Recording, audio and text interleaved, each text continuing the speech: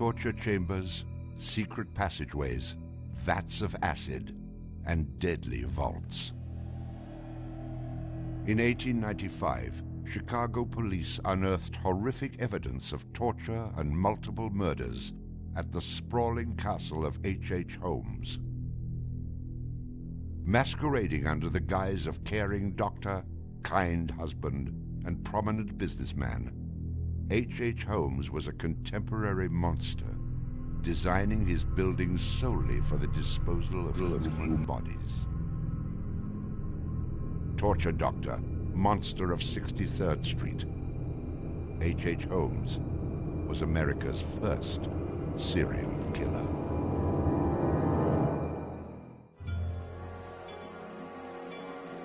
Just south of Chicago, the suburb of Englewood was thriving with commerce. The train station itself had 9 leading lines of railway and over 100 trains stopping there every day. No other suburb of Chicago had this luxury. Dr. Henry Howard Holmes, a pleasure to meet you. Arriving in Chicago, Holmes finds work immediately at the E.S. Holton drugstore, located at the southeast corner of 63rd and Wallace in Englewood. Several months later, Everett Holton dies of supposed natural causes. Then Claire Holton, his wife, disappears after selling the drugstore to Holmes. Owning the drugstore, Holmes had a steady flow of cash. He would often purchase and resell goods and properties under his numerous aliases. In addition to scamming creditors, Holmes obtained his funds from other phony inventions, such as a mineral water elixir, which in reality was water supply. 1888, Holmes secures a lease on the vacant property across the street from the drugstore, the southwest corner of 63rd and Wallace. It is here that Holmes will make his horrific dreams come true. He will construct a building for which the entire world will remember him. Fantasies start very young, and so what he did then was he took a step furtherance of his fantasies to make it reality. And probably, if we had done a little bit of an investigation back then, we would have seen things like his plans, but not just plans for a building, because we'd expect to see architectural plans, but plans for his torture rooms. For the suburb of Englewood, the building Holmes is erecting at 63rd and Wallace is a massive construction project. Day after day, passers-by stop to gaze at the spectacle of the many laborers working together to create a magnificent new edifice in their neighborhood. Englewood residents were so impressed with the massive building that they named it the Castle. From its outward appearance, it seemed rather normal. But like the duality of Holmes, the exterior and interior of the building were extremely different. Holmes himself was the architect of the building. He was the only one who knew its design. There was this constant turnover of workers on the building. He would hire a mason to put in a wall and then fire the guy, or hire somebody to put in part of a staircase and then fire him. And there seemed to be several very sinister reasons behind that. One was he managed not to pay a lot of these people because he was always claiming that they were doing incompetent work. But the other, much more insidious reason was that no one except him really had a clear idea of what the structure of the interior of the house was. He had a huge bank vault installed in one of the rooms. And the way he did it was he put the vault in first while the building was under construction, and then built the room around it. And he bought this thing on credit and then refused to pay for it. The bank company said they were going to repossess the vault. Holmes said, well, come on in and do, but if you damage my building in any way, I'm going to sue you for everything you're worth. The bottom floor of the castle housed a pharmacy, jewelry store, barber shop, restaurant, and a blacksmith shop. Behind this innocent facade was a Gothic house of horrors designed by the mind of a monster.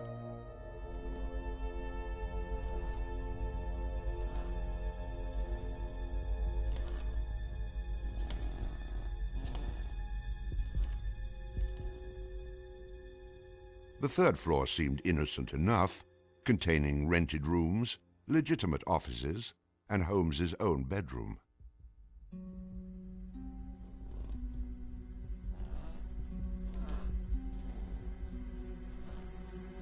But it was the second floor that contained 35 rooms, many specifically designed as killing chambers.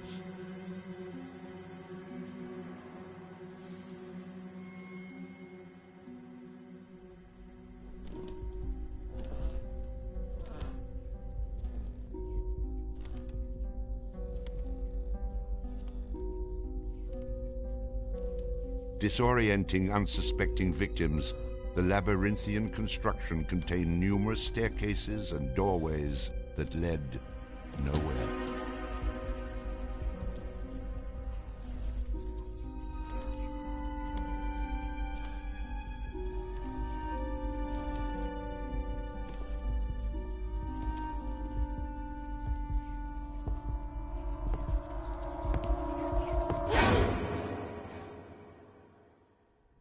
For a quick method of hiding a victim's body, a concealed greased chute and trapdoor led directly into the basement of the castle.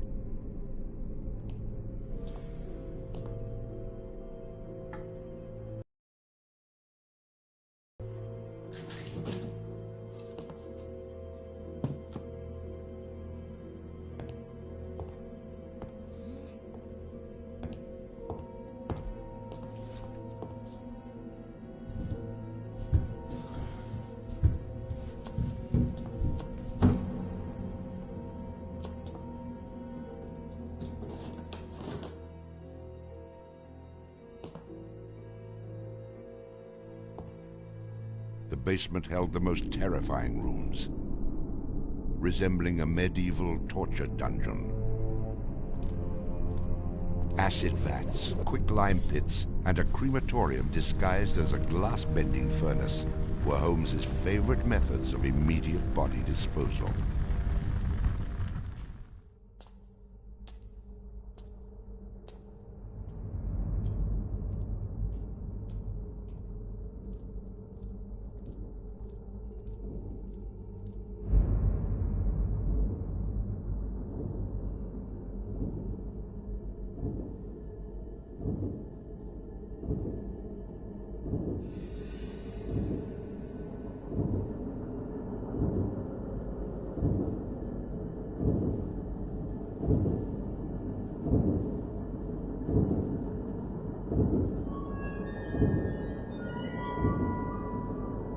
After cleaning and mounting their bones, Holmes would profit from his victims by selling their skeletons to local medical schools and universities.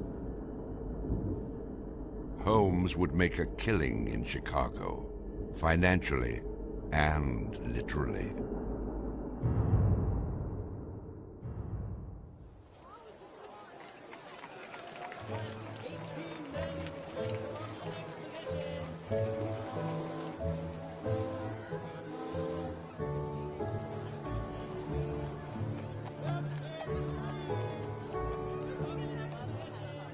May 1st, 1893, the World's Columbian Exposition is open to the public in Chicago. Spanning 600 acres, sprawled out along beautiful Lake Michigan, the magnificent fair is a monumental sight to behold. Over 20 million people from around the world would attend the dazzling World's Fair between May 1st and October 30th, 1893.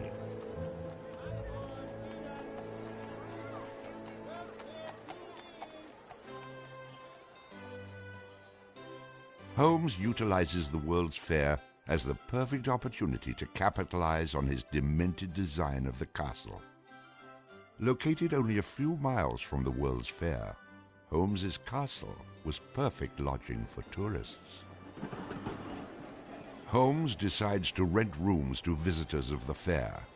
He entirely renovates the upper floors of the castle, bringing in the most modern furnishings and luxuries, all purchased on credit, which Holmes had no intention of repaying. In addition to placing newspaper ads for rooms to rent, Holmes visited the fair with several of Benjamin Peitzel's children, preying on elderly women who flaunted their wealth, making sure he invited them back to the castle for a warm night's stay in a soft bed. They're not calling their relatives, telling them where they're at. They just know that they're going to Chicago to see the Columbian Exposition. Perfect victims, because they're unknown in the city.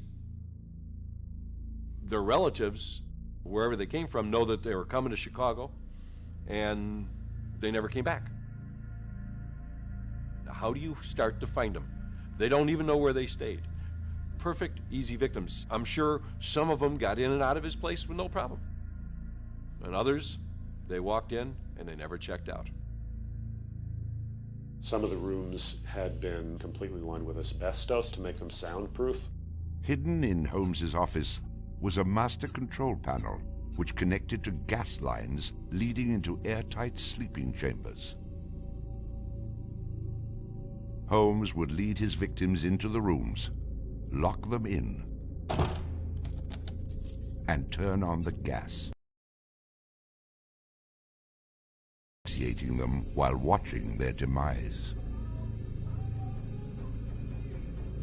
Let me out! Holmes, let me out, please! Holmes! Holmes! Holmes, please! Holmes! At the height of the World's Fair, Holmes masterfully juggles his castle businesses, renting rooms, dodging creditors, selling skeletons, and attending to the needs of the many women in his life. I have had many young ladies in my employ, most of whom are still living in and about Chicago, whose parents and friends know only too well that far from being their seducer, I have done much to materially help them in their narrow lives. Being a personable, attractive young doctor and businessman, Holmes won the hearts of many women throughout his life. At one point, Holmes managed to secretly have 3 wives, each never knowing of the others. In 1890, Julia Connor became Holmes's employee and mistress, living at the castle with her daughter Pearl. When she became pregnant and demanded marriage, Holmes agreed on the condition that she allowed him to perform an abortion on her. She agreed. Neither Julia nor her daughter Pearl were ever seen again.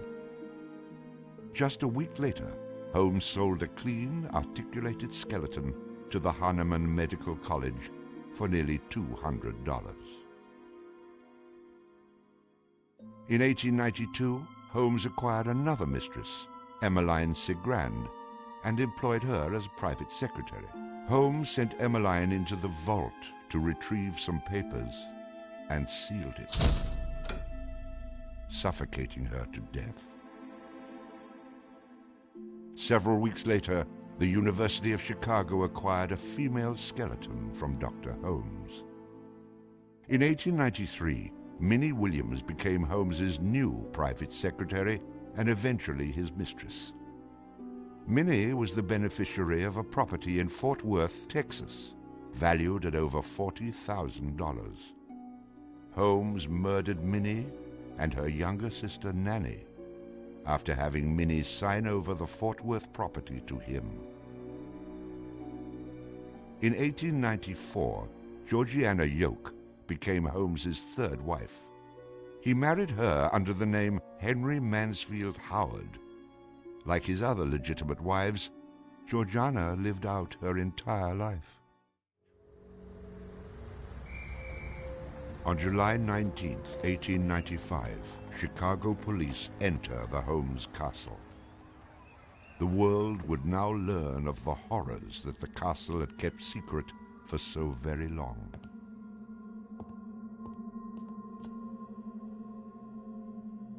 As disoriented detectives and police searched the upper floors of the castle, the true depths of Holmes's evil were waiting in the basement.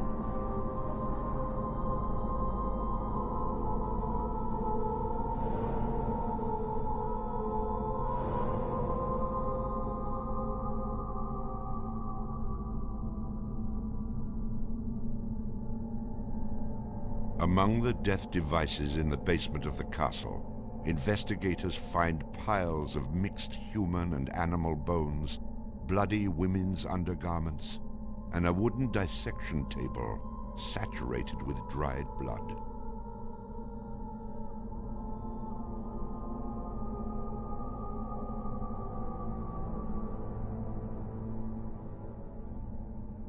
Chicago police were inundated with names of people reported missing from the World's Fair.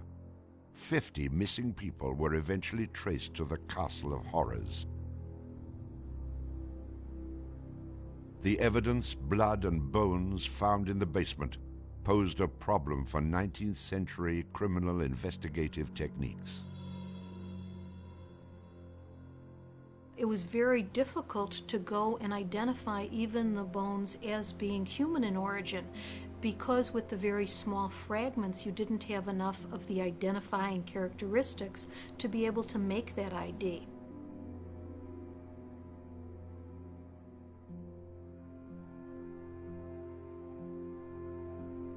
The world is now calling Holmes the monster of 63rd Street, torture doctor, and the modern Bluebeard.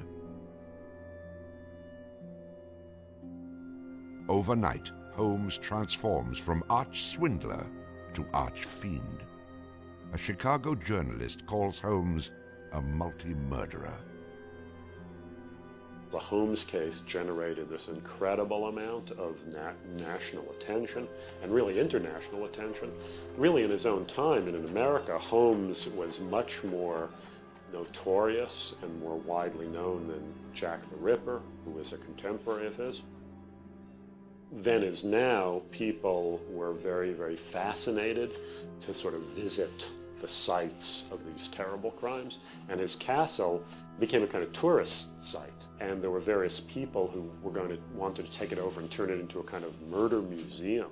And then, just before some impresario was about to make it again into this tourist attraction, it burnt down. Somebody burnt it down. I mean, it could have been, who knows, some outraged citizen who didn't want this to become some very morbid tourist attraction.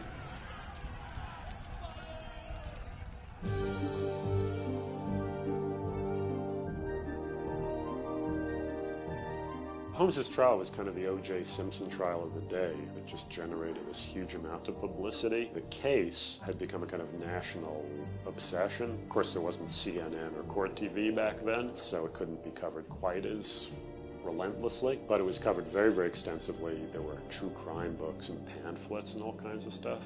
And Holmes himself had become a sort of folk figure almost, you know, the sort of national boogeyman.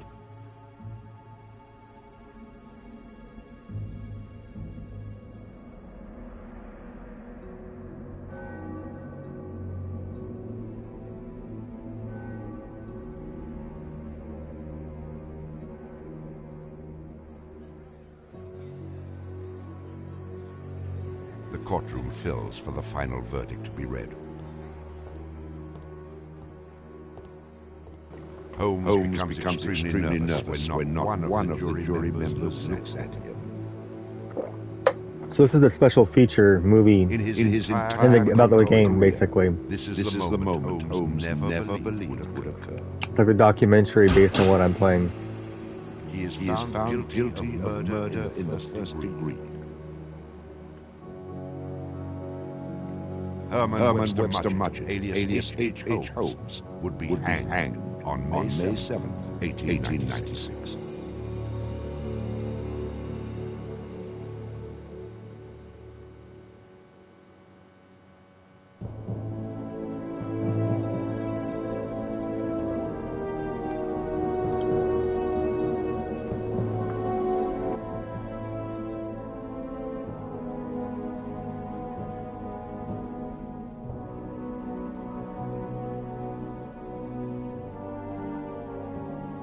While Holmes was in jail, awaiting the execution of the sentence, he was made an offer by William Randolph Hearst, supposedly for a significant amount of money, to provide his confessions. Holmes, who had already issued about a half a dozen completely self-contradictory versions of his crimes, clearly at this point felt he had nothing to lose. He was going to die anyway.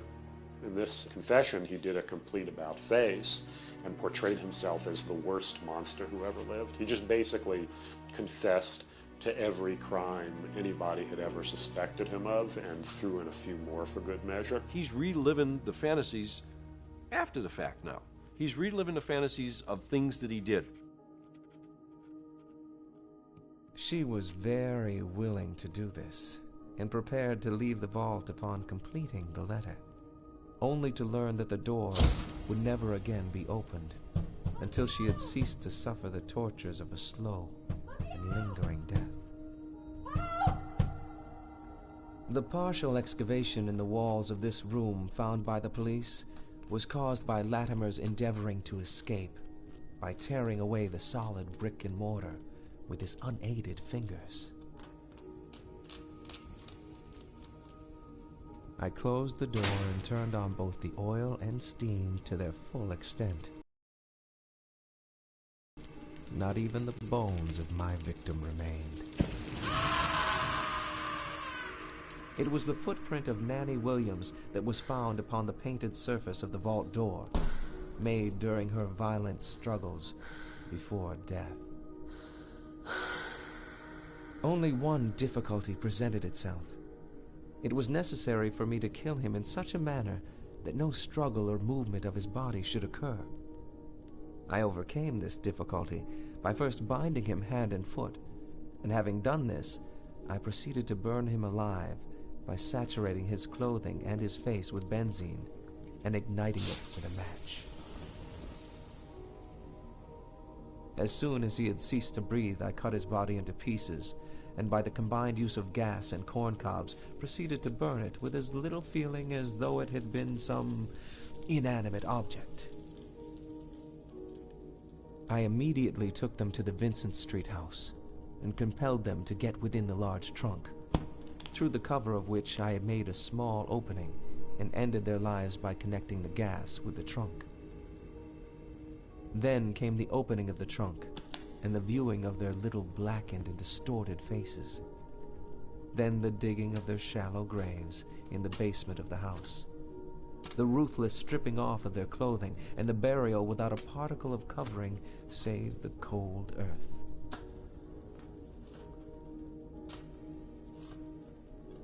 I am convinced that since my imprisonment, I have changed woefully and gruesomely from what I was formerly in feature and figure. My features are assuming a pronounced satanical cast. My head and face are gradually assuming an elongated shape. I believe fully that I am growing to resemble the devil.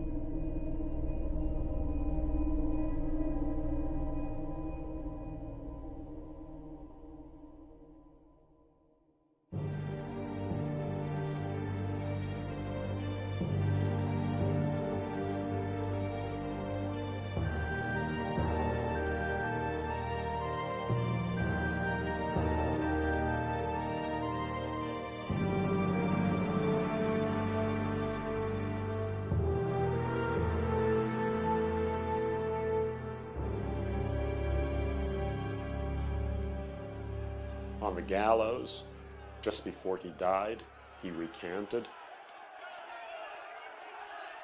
He claimed that the confession that he had published was a complete fabrication. The extent of my wrongdoing in the taking of human life consists in contriving the killing of 2 women that have died at my hands as a result of criminal operations. That is all I have to say.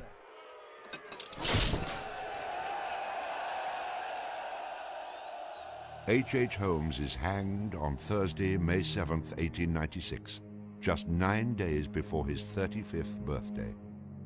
At 10:25 a.m., he is pronounced dead.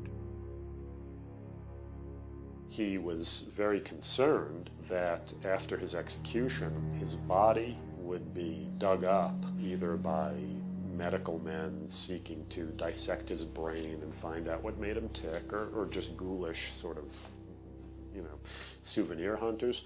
And he requested that he be buried within a big slab of concrete, which he actually was.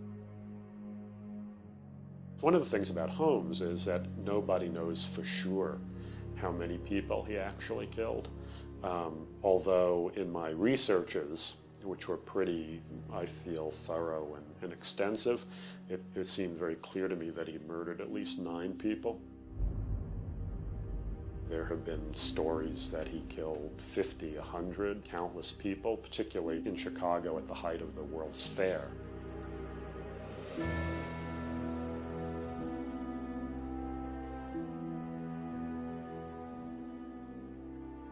How many people did Holmes actually murder? Most likely, no one will ever know. Holmes and the many other people that came in contact with him are long gone, having taken the answers with them to their graves. I was born with the devil in me. I could not help the fact that I was a murderer no more than the poet can help the inspiration to sing. I was born with the evil one standing as my sponsor beside the bed where I was ushered into the world. And he has been with me since.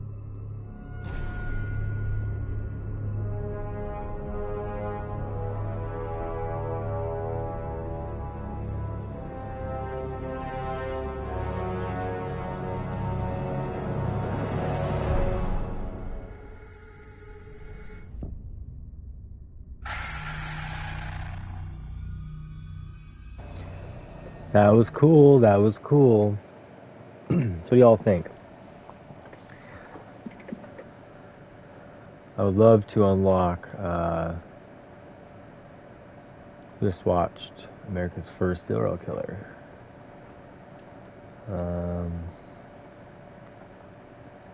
Can't see if there's a little picture there, but